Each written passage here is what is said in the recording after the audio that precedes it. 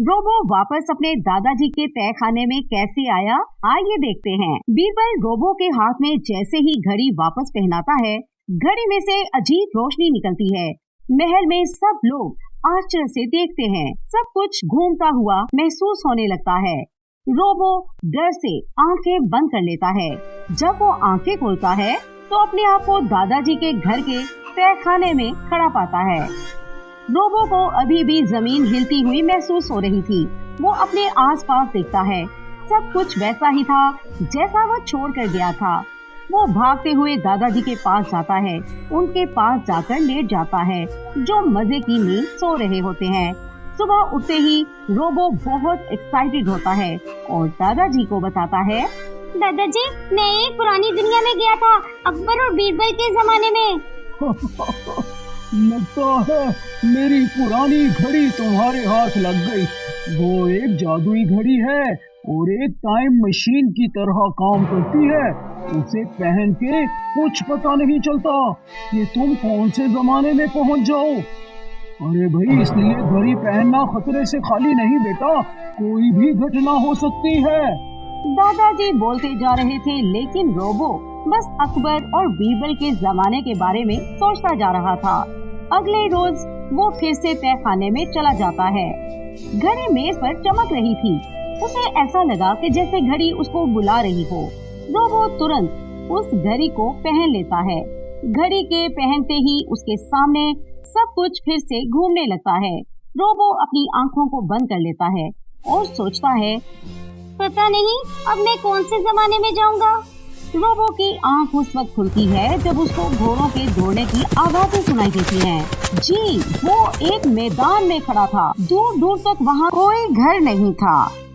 आसपास कुछ भी नहीं था, ना पेड़, ना पौधे, ना पक्षी, ना पिशु।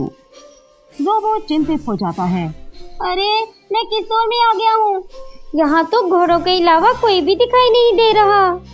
अचानक एक बहुत तेजी से घोड़े पर सवार नौजवान उसके पास से गुजरता है।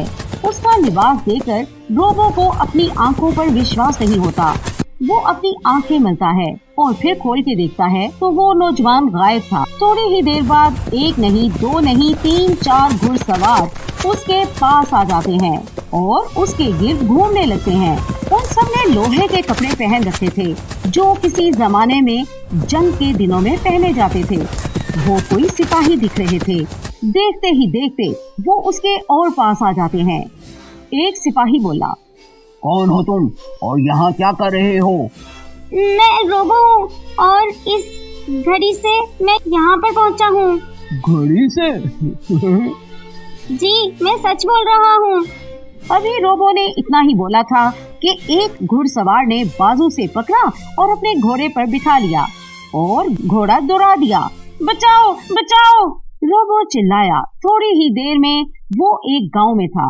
अरे, ये गांव तो दादाजी के गांव से भी ज्यादा पुराना लग रहा है। यहाँ लोग जमीन पर क्यों बैठे हैं? लोग जमीन पर बैठे अपना अपना काम कर रहे थे। सवाए परिंदों के, जानवरों के वहाँ पे किसी की भी आवाज सुनाई नहीं दे रही थी। रोबो आश्चर्यचकित रह गया।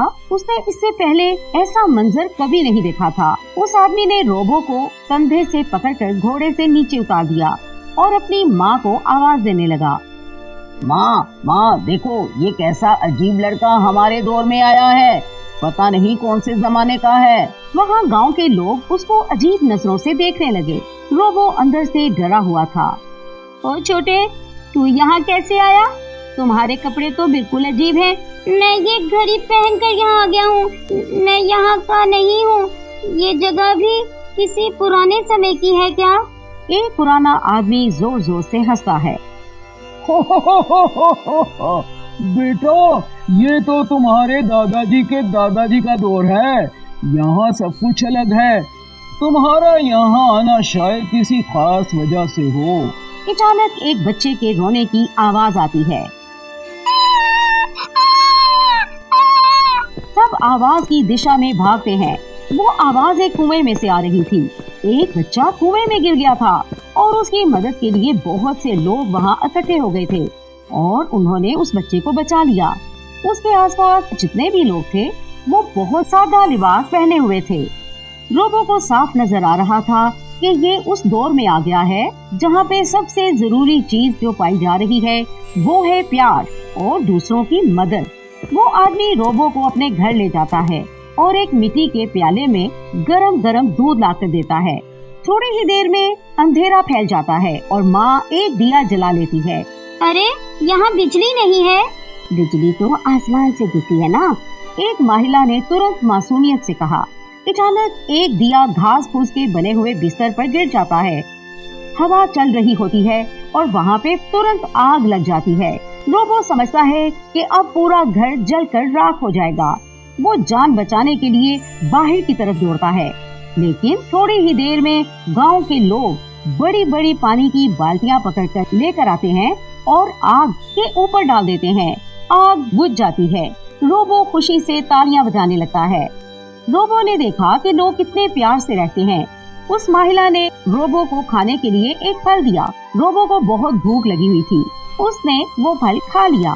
उसे ऐसा लगा कि जैसे उसका पेट एक ही फल खाने से भर गया है। रोबो भी सबकी तरह जमीन पर सो जाता है। अगली सुबह वो उस आदमी के साथ पूरे गांव की सैर करता है। देखता है कि वहाँ लोग घोड़े और खच्चरों पर सवार हैं। रोबो ने वहाँ से सीखा कि लोग कितनी मेहनत करते हैं। रोबो को घर याद आने लगा। मैं वापस जाना चाहता हूँ।